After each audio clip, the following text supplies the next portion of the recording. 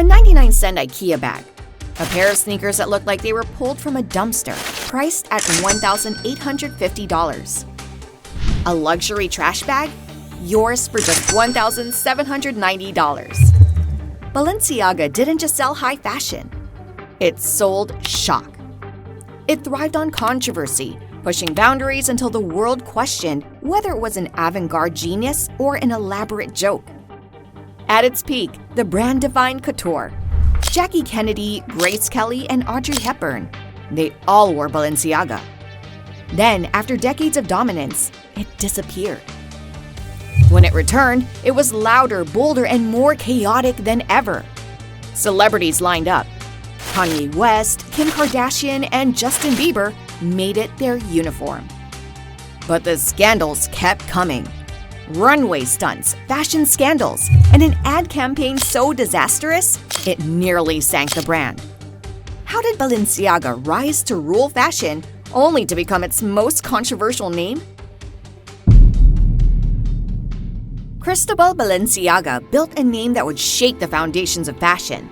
But it all started in the quiet coastal town of San Sebastián, Spain.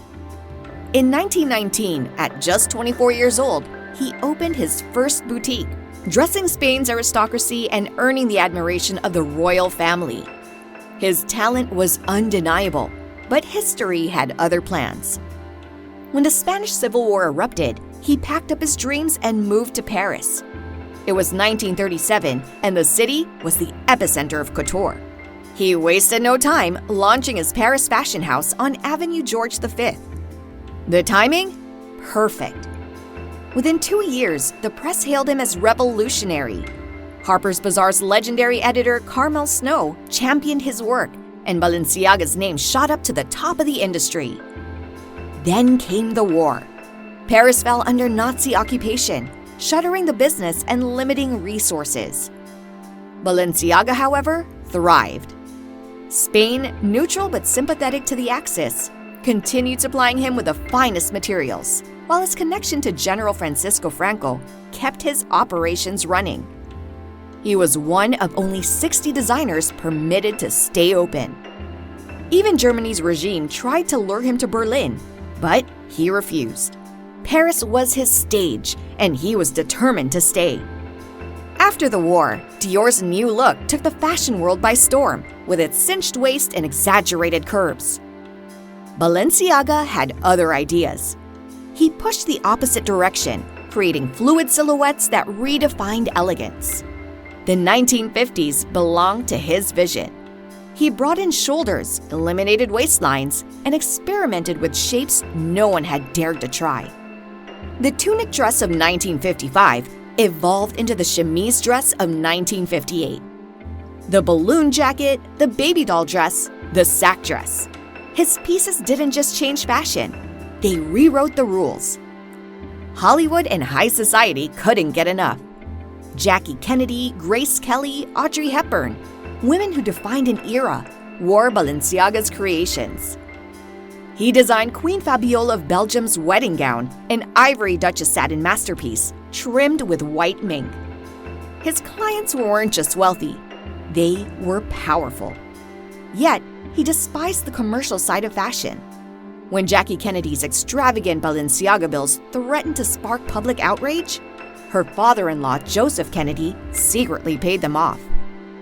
Balenciaga played by his own rules. He refused to join the Chambre syndicale de la haute couture, rejecting the rigid structure of Paris fashion.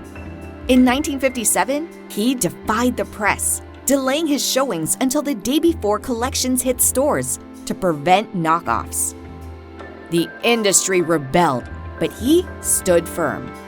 Christian Dior, widely celebrated for his groundbreaking designs, was rumored to have taken heavy inspiration from Balenciaga's work. Balenciaga didn't chase fame. He let his craftsmanship speak for itself. By the 1960s, the weight of maintaining a couture house wore on him. His designs grew heavier, richer, and more extravagant. But fashion was shifting. The younger generation turned toward ready-to-wear, and the age of couture began its slow decline. In 1968, at the height of his influence, he shocked the industry by closing his house. "I am tired of fashion," he said. 4 years later, he was gone. For nearly 2 decades, Balenciaga remained a ghost of its former self. The doors of its couture house were closed, and the world moved on. But true legends don't fade. They wait. In 1986, the brand was revived, though without its founder's guiding hand. At first, it struggled to reclaim its status, but by early 2000s, under Nicolas Ghesquière, things began to shift. His bold, futuristic vision transformed Balenciaga into a powerhouse once again. Celebrities, fashion editors, and industry insiders took notice. Jennifer Connelly, Nicole Kidman, and Kylie Minogue donned his creations. Vogue's Anna Wintour became a fan. The Balenciaga name was back in circulation. By 2011, Balenciaga was riding a new high. The brand opened a 120-piece retrospective, Balenciaga and Spain, at the MH de Young Museum in San Francisco, drawing a star-studded crowd. That same year, the Cristóbal Balenciaga Museum opened in Heredia, Spain, solidifying the founders of legacy. Yet behind the scenes, tensions simmered. In 2012, Balenciaga parted ways with Ghesquière, ending a 15-year run. His departure was dramatic. He later faced a lawsuit from the brand after making comments that allegedly damaged its image. The next chapter saw Alexander Wang take the reins, presenting his first collection in 2013. His tenure, however, was brief. In 2015, Balenciaga announced his exit, and speculation swirled. Who would take over? That same year, the brand appointed Demna Gvasalia, the mastermind behind Vêtements. If Balenciaga was looking for a disruptor, they had found one. Demna wasted no time. His debut collection in 2016 took Balenciaga into uncharted territory, blending couture precision with streetwear rebellion. Oversized silhouettes, ironic branding, and bold, unconventional pieces became his trademarks.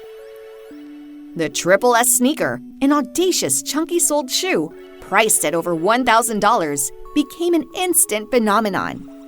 Balenciaga wasn't following trends. It was making them. Every dress I've worn of his has been incredibly comfortable. He is an amazing talent. His employees love him. It was one of the most amazing shows I've ever walked. Just to have an emotional impact and to do everything that Demna is doing, I love him. Very proud. The brand's ascent was unstoppable, but for Demna, fashion was a double-edged sword. He admired its ability to transform and provoke, yet he despised how quickly it became a machine focused on mass consumption. The industry demanded endless newness, but at what cost? Balenciaga's explosive success meant constant pressure to deliver, to sell, to capitalize on the moment before it passed. The cycle was relentless. Love and hate relation with this concept of fashion in general. I love it, but at the same time, there's a lot of things that I hate. But we just need to sell as much as we can now. But I think it destroys the image of these brands too. Luxury, once defined by craftsmanship and exclusivity, was shifting. The industry wasn't looking for designers, it was manufacturing them. Labels turned into marketing machines, and fashion became a battlefield between creative integrity and commercial demand. Balenciaga walked that line, sometimes tipping too far in one direction. The machine of the industry creates an illusion rather than designers. That's the problem. Yet, despite the spectacle, the gimmicks, the controversy, people kept coming back. Not because of the hype, but because Balenciaga had mastered the balance between disruption and desirability. The brand gave them something real, clothes that made a statement, pieces that felt like the future. At its core, that was a secret. No matter how extreme the designs became, one thing remained true. People always wanted something that feels new, that feels different, that feels good. Because there is someone famous behind, because the design is shit. Right. People want good things. Under Demna's leadership, Balenciaga exploded into a global phenomenon. turning a brand into a billion-dollar empire. By 2022, analysts estimated its revenue had soared to $2 billion, fueled by an aggressive mix of high fashion, streetwear, and pop culture dominance. Balenciaga didn't just attract celebrities. It became their uniform. To take out the trash of the world, and I think it was such a great statement to describe the show. Kim Kardashian turned heads at the Met Gala in a faceless, all-black Balenciaga ensemble that instantly became an internet sensation. Kanye West, now simply Ye, became a walking billboard for the brand, often spotted in its oversized outerwear and statement boots. Can I ask you, how was the show? It was beautiful. It was just really deep and emotional and intense. Collaborations pushed Balenciaga further into the cultural spotlight. The brand's crossover with Gucci, dubbed the Hacker Project, blurred the lines between luxury houses, while its partnership with The Simpsons brought couture to animated television. Then came the Yeezy Gap engineered by Balenciaga collection. Ye's fashion vision fused with Demna's avant-garde aesthetic. Hours and hours of hard work from so many different people, and it started with so many fittings. Meanwhile, Dua Lipa rocked oversized biker jackets. Alexa Demi stunned in custom couture, and Julia Fox's whirlwind romance with Ye doubled as a Balenciaga campaign in real time. By early 2022, Balenciaga wasn't just a fashion house. It was a movement. From haute couture to gaming collabs with Fortnite, the brand commanded the conversation, setting trends rather than following them. For 140 hours, rather than simply printing the images, an artist hand-painted each garment. Balenciaga thrived in the spotlight, but not every headline worked in its favor. The brand's pursuit of cultural dominance led to a string of controversial moments. Some amusing, others disastrous.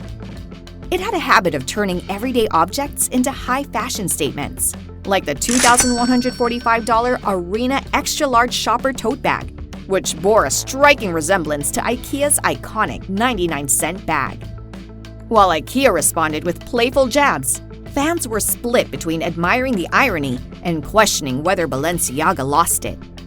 The brand doubled down with similar releases, including a tote inspired by Thai laundry bag and a $1,790 trash pouch that looked exactly like a garbage bag. Then came the sneakers. The Paris sneaker launched in May 2022 sparked internet outrage when Balenciaga introduced a limited edition set of extra destroyed high tops that looked like they had survived a natural disaster. Priced at $1,850, the shoes featured frayed fabric, worn soles, and scuff marks that suggested their previous owner had lost a fight with a lawnmower. Social media exploded with reactions, ranging from amusement to disbelief. Some saw genius in the concept, turning throwaway aesthetics into a luxury statement, while others wondered if Balenciaga had simply lost the plot. Meanwhile, non-limited editions of the same sneakers, looking slightly less like something pulled from a dumpster, retailed for $495 to $625. The campaign's message? Fashion should last a lifetime. The public's response? Maybe, but does it need to be that expensive? Balenciaga's relationship with controversy wasn't always playful. In October 2022, the brand severed ties with longtime collaborator Kanye West following a series of anti-Semitic remarks. The fallout was swift. Balenciaga had built a close connection with Ye, with creative director Demna exchanging texts with him daily and co-signing his vision for Yeezy Gap engineered by Balenciaga. But when West's comments ignited global backlash, Balenciaga wasted no time in cutting him loose. It was a rare moment where the brand distanced itself from controversy, rather than embracing it. Weeks later, however, Balenciaga was back in hot water, this time over an advertising campaign that left the internet reeling. The November 2022 campaign featured children holding teddy bears dressed in bondage-style harnesses. The backlash was immediate and severe. Now with our GMA cover story, and the popular luxury brand Balenciaga is under fire for its recent ad campaign with children. Critics slammed the images as inappropriate, prompting Balenciaga to pull the campaign and issue a public apology. The situation escalated when viewers noticed that a separate ad featured court documents involving child exploitation laws.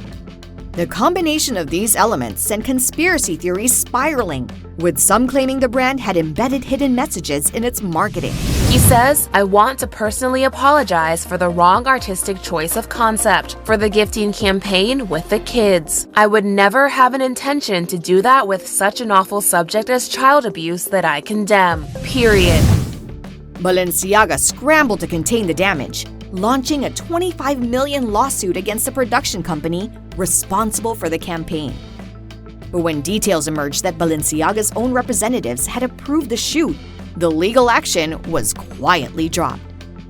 The scandal left lasting damage, with celebrities like Kim Kardashian, one of the brand's most visible supporters, initially silent before making a carefully worded statement condemning the imagery. Despite the chaos, the brand continued moving forward. In 2023, Balenciaga named Isabelle Huppert, Pipi Crit Amnoué de Chacron, Michelle Yeoh, Nicole Kidman, and Kim Kardashian as brand ambassadors. It also received a PETA award for a plant-based leather coat, signaling a shift towards sustainability. In 2024, the brand expanded its global footprint with flagship stores opening in Tokyo and Cancun. And in November, Gianfranco Gianangeli took over as CEO, marking a new chapter in leadership. Balenciaga's future remains as unpredictable as its designs. Will it continue pushing the boundaries of fashion and controversy, or has the backlash finally caught up with it? One thing is certain. Whether people love it, hate it, or meme it, Balenciaga always finds a way to stay in the conversation. What do you think? Is Balenciaga the ultimate fashion disruptor, or has it taken things too far? Drop your thoughts in the comments. And if you love fashion, subscribe. We promise we won't charge you $1,850,000 for it.